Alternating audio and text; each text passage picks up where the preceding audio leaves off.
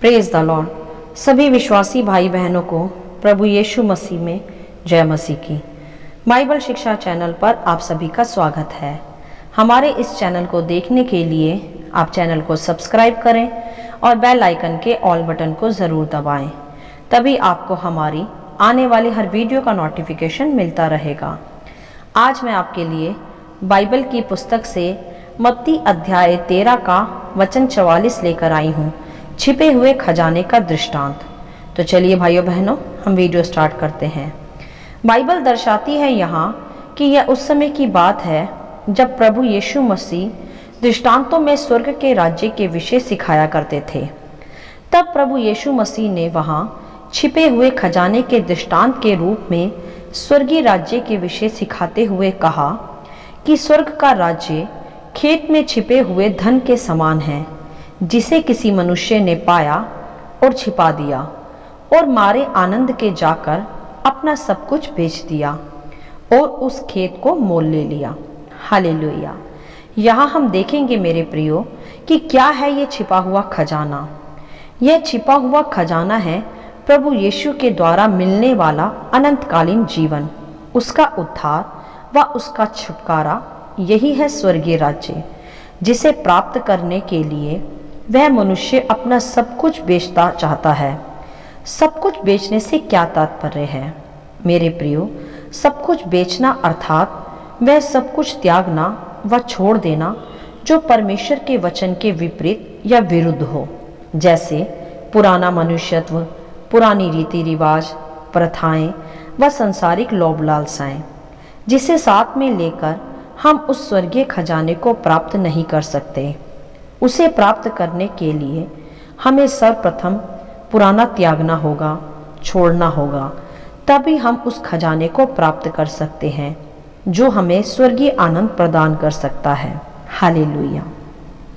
जिस प्रकार यह प्रकट भी किया गया है कि उस मनुष्य ने खेत में छिपे हुए उस धन को जब पाया तो मारे आनंद के जाकर उसने अपना सब कुछ बेच दिया और उस खेत को मोल ले लिया जिसमें उसने उस धन को छिपाया था। मेरे प्रियो, हम संसार के धन को एकत्रित करने में दिन बिताते रहते हैं, जो कि केवल यही पृथ्वी की संपत्ति है और पृथ्वी में ही समाप्त हो जाएगी। परंतु बाइबल हमें स्पष्ट रूप से सिखाती है, कुलुसियों 3:2 में, जहाँ लिखा है कि पृथ्वी पर की नहीं परंतु स्वर्गीय वस्तुओं पर ध्यान लगाओ। हालेलुया।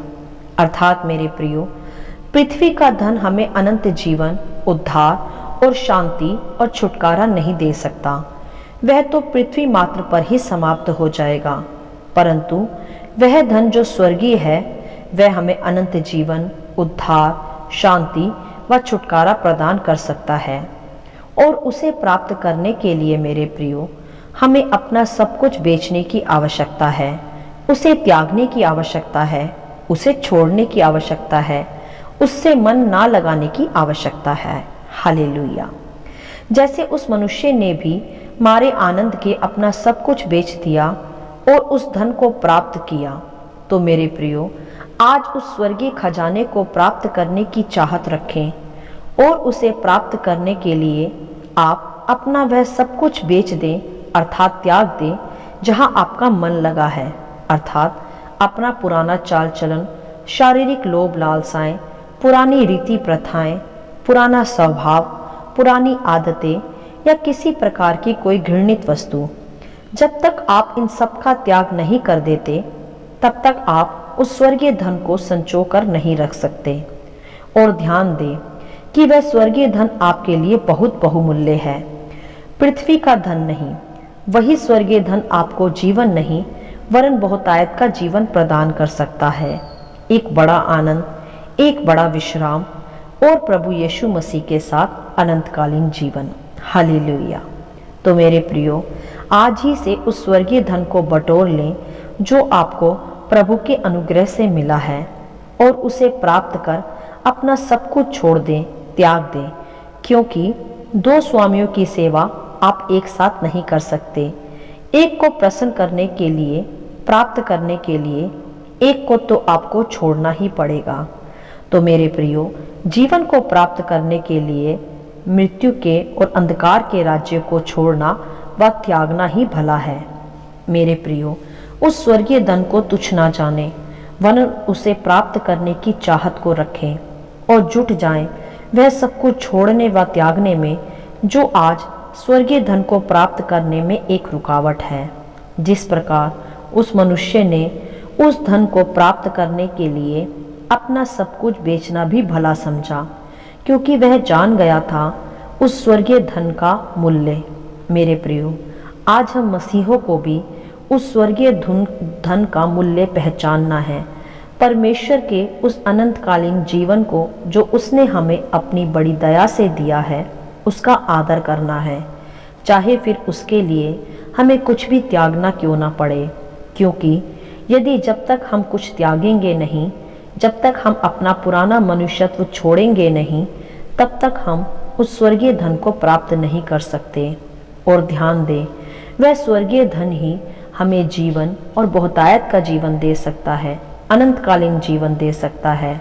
तो मेरे प्रियो, उसे प्राप्त करने के लिए आज पूरी रीति से प्रयत्न करें और परमेश्वर के उस धन को बहुमूल्य जानें और वह सब कुछ छोड़ दें जो परमेश्वर के राज्य में एक रुकावट के रूप में है। हालेलुया। आशा करती हूँ इस खजाने के दृष्टांत का संक्षिप्त विवरण आप सभी को समझ में आया होगा। प्रभु आपको अपनी पवित्र आत्मा की भरपूरी से सदा भरता रहे। यदि आप चाहते हैं कि दूसरे भी इसे सुनकर आशीष पाएं, तो आप दूसरों के साथ भी इसे शेयर कर सकते हैं, क्योंकि हमारे प्रभु यीशु मसीह की यही इच्छा है। आमीन and God bless you all.